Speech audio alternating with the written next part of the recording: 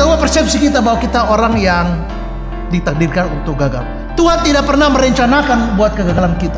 Tuhan tidak pernah mendesain untuk kita gagal. Tidak pernah bahwa kita gagal. Barangkali kita salah memilih jalan. Kalau kita pernah gagal, semua orang juga gagal.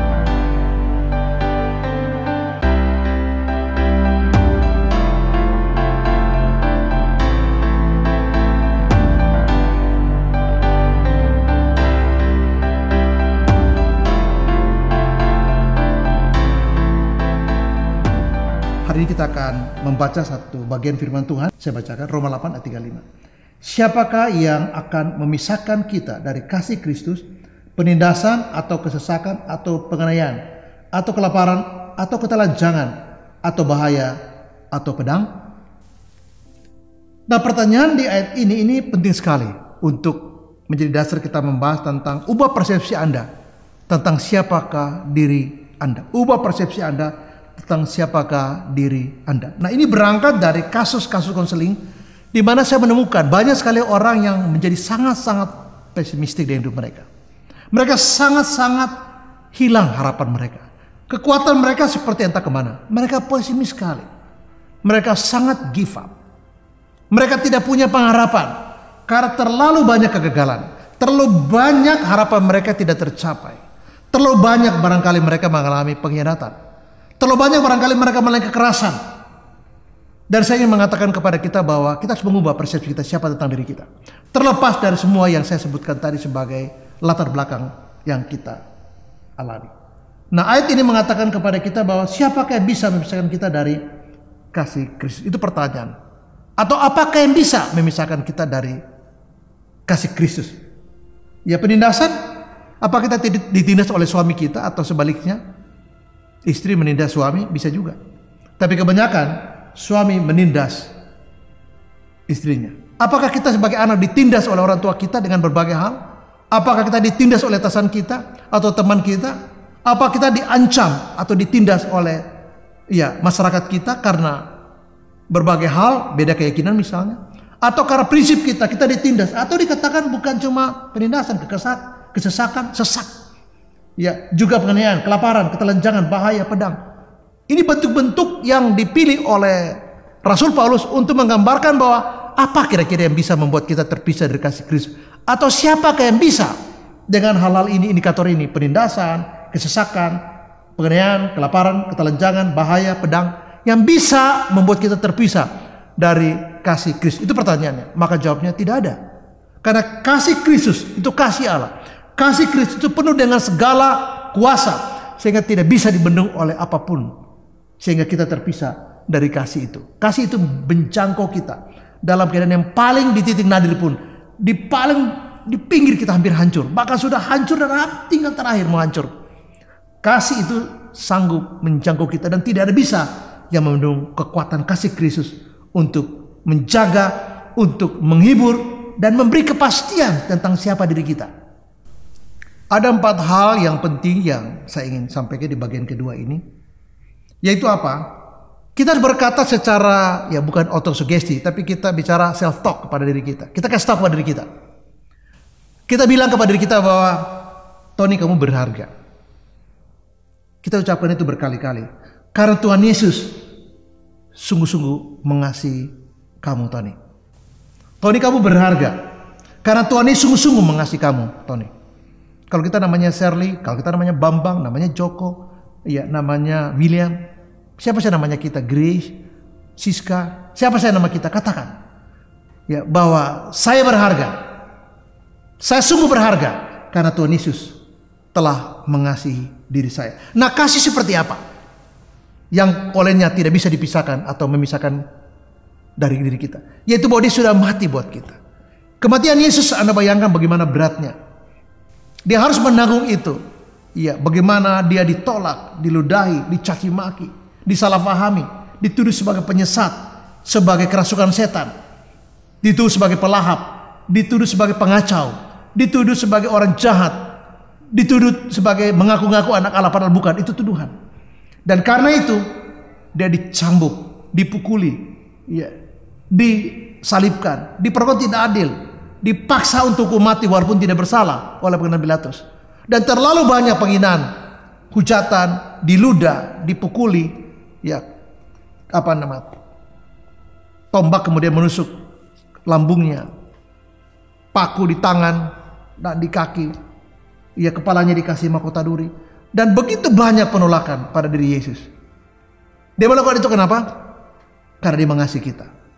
Jadi kasih Yesus yang begitu besar kepada kita menempatkan diri kita sebegitu berharganya, sehingga kita harus mengatakan begini, kalau kita namanya Roni, kamu sangat berharga Roni, kamu sangat berharga Roni, karena Tuhan Yesus sungguh mengasihi kamu Roni. Kalau namanya Lukas, kamu sungguh berharga, Lukas kamu sangat berharga, sebutkan 1000 kali, karena Yesus sangat mengasihi kamu Lukas. Kalau namanya John kamu sangat berharga John, karena Tuhan Yesus sangat mengasihi kamu John.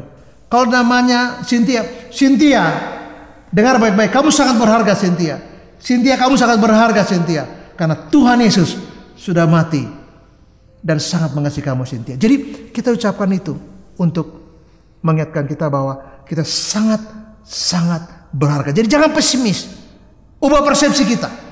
Apapun Anda, apapun pengalaman Anda, apapun situasi Anda, apapun tantangan Anda, apapun masa lalu, bagaimana kepahitan Anda, bagaimana Anda dilecehkan, ditolak, dihianati, disolimi, Anda katakan begini, kalau Anda namanya seperti saya, Tony kamu berharga Tony, kamu berharga Tony, karena Tuhan Yesus sungguh-sungguh mengasihi kamu Tony.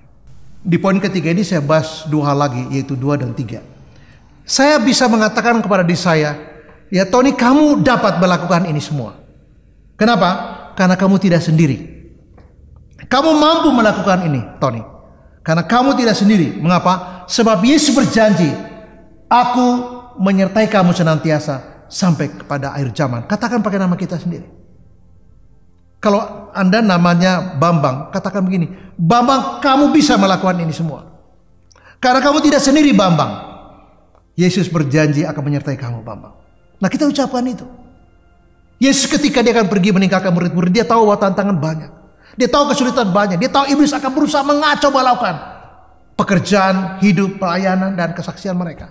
Yesus tahu itu dan Yesus berjanji, aku menyertai kamu senantiasa sampai kepada akhir zaman. Ketika kita mengalami kesesakan, penindasan, kelaparan, ketelanjangan, kesulitan, dan banyak sekali tantangan, ubah persepsi kita dan kita ucapkan seperti ini, Tony kamu dapat melakukan ini. Karena Tuhan Yesus berjanji menyertai kamu Tony. Kalau nama saya Paulus, kita akan katakan ini, Paulus kamu bisa Paulus melakukan ini. Kamu dapat melakukan ini Paulus. Karena Tuhan Yesus memberi kamu kekuatan. Kamu tidak sendiri Paulus, karena Yesus bersama dengan kamu. Dan yang ketiga dari prinsip ini saya katakan adalah begini. Bukan saja kita berkata bahwa saya berharga. Bukan saya berkata bahwa saya bisa, saya mampu melakukan ini. Tapi kita katakan begini, saya bisa menanggung setiap beban yang ada di pundak saya, karena Tuhan memberi saya kekuatan. Dalam Filipi pasal 4 ayat 13 Paulus katakan begini, segala perkara dapat kutanggung dalam Dia. Segala perkara. Ketika kita mengalami kesulitan dalam keuangan, pekerjaan kita mengalami krisis, ketika suami kita tidak memberi kita sesuatu yang kita perlukan buat kehidupan kita, ketika suami kita pergi meninggalkan kita, entah dia pergi dengan wanita lain atau dia meninggal, ketika kadang-kadang kita bermasalah, ketika kita mengalami tekanan di pekerjaan atau usaha, ketika usaha kita bangkrut, ada banyak sekali perkara. Paulus katakan, semua dapat kutanggung dalam Dia yang memberi kekuatan kepadaku. Nah, poin yang ketiga di sini dalam konteks 4 prinsip ini adalah saya bisa menanggung ini semua. Saya bisa tanggung salib saya karena Tuhan memberi saya kekuatan. Paulus katakan segala perkara dapat kutanggung dalam Dia yang memberi kekuatan kepadaku. Hal yang terakhir saya singgung, poin yang keempat adalah begini. Dalam self talk kita katakan seperti ini.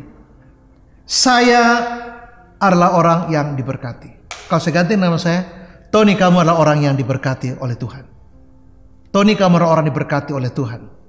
Kalau kita namanya Mary, maka kita katakan gini, Mary, kamu adalah orang yang diberkati Tuhan. Kalau kita namanya Fitri, kita katakan Fitri, kamu orang yang diberkati Tuhan. Kalau kita namanya Angel, katakan begini, Angel, kamu orang yang diberkati Tuhan. Katakan itu. Katakan itu. Mengapa? Ulangan 28 ayat 1 sampai 68 bicara tentang berkat dan kutuk. Tentang berkat dikatakan begini, kalau kamu mendengar firman-Ku, kamu sungguh-sungguh melakukan dengan benar segala firman yang aku sampaikan kepada hari ini, maka segala berkat ini, apa itu? Di bawah dijelaskan itu. Berkat-berkat apa? Akan datang dan menjadi bagianmu. Katakan dalam diri kita. Kita ubah persepsi kita tentang kita orang yang gagal. Kita ubah persepsi kita bahwa kita orang yang ditakdirkan untuk gagal. Tuhan tidak pernah merencanakan buat kegagalan kita. Tuhan tidak pernah mendesain untuk kita gagal. Tidak pernah bahwa kita gagal. Barangkali kita salah memilih jalan. Kalau kita pernah gagal, semua orang juga gagal. Tidak ada orang dalam kitab yang tidak gagal kecuali Yesus. Tapi saya banyak dihianati. Saya juga banyak dihianati. Tapi suami saya kok kasar ya. Banyak lagi suami yang lebih kasar dari suami Anda. Tapi itu bukan berarti kita membangun konsep kita yang salah. Ya memang udah nasib saya sih ya, gimana ya Pak Tony. Faktanya begitu. Jadi saya bilang apa? Nasi sudah jadi bubur. Waduh ini saja jadi pesimisme yang saya bilang tadi. Karena situasi sulit kita menjadi pesimisme. Nah kalau kita pesimis, tawar hati kita tidak punya apa-apa lagi untuk berjuang. Tapi mari kita ubah persepsi kita. Dan di konteks terakhir saya akan mengatakan begini. Katakan kepada dirimu sendiri. Ucapkan berkali-kali bahwa saya adalah orang yang diberkati. Kalau kita namanya Arnold, kita bilang begini. Arnold, kamu orang yang diberkati. Arnold, kamu orang yang diberkati Tuhan Yesus. Kalau namanya kita, ya katakanlah namanya kita, ya Siska, Franz, katakan Siska, kamu orang yang diberkati oleh Tuhan Yesus. Franz, kamu orang yang diberkati oleh Tuhan Yesus. Kalau namanya Melki, kamu orang yang diberkati oleh Tuhan Yesus. Nah kita ubah persepsi kita. Karena kita tahu bahwa hidup kita berharga sekali. Kita bisa melakukan itu karena Tuhan menyertai kita. Kita tidak pernah sendiri. Kita bisa menanggung itu. Karena Paulus katakan, segala perkara dapat ku tanggung dalam Dia yang memberi kekuatan kepadaku. Kita berkata bahwa saya orang diberkati. Tony kamu diberkati. Kamu diberkati Tony. Kenapa? Karena Tuhan Yesus memberkati kamu. Dan ketika kita berada di garis berkat, Ulangan 28 ayat 1-14, menjamin bahwa kalau kita ikuti apa yang Tuhan firmankan, kita lakukan apa yang Tuhan katakan, maka berkat itu akan datang. Kita tidak cari berkat. Kalau kita cari berkat, berkat akan pergi. Kalau kita kejar berkat, berkat akan lari lebih cepat daripada langkah kita. Tapi kalau kita hidup benar, kita bisa katakan begini. Persepsi kita bisa bangun dengan cara yang benar sesuai firman Tuhan. Saya adalah orang diberkati. Tony, kamu diberkati oleh Tuhan karena Tuhan Yesus memberkati kamu. Ulangan 28 menjelaskan hal itu. Kita berkata bahwa Tuhan adalah sumber berkat saya. Tony, kamu diberkati Tuhan karena Tuhan memberkati kamu. Ketika kita percaya itu, kita melakukan hal yang menarik mata Tuhan. Semua yang Tuhan katakan, apa yang terjadi? Berkat akan datang kepada kita dan menjadi bagian kita. Ubah persepsi Anda, karena Tuhan Yesus mengasihi Anda dan saya, mengasihi kita semua dan ingin memberkati kita semua. Ubah persepsi Anda, dan apa yang terjadi, Anda akan melihat bagaimana karya Allah menjadi nyata dan indah dalam kehidupan Anda dan saya. Tuhan Yesus memberkati dan shalom. Amin.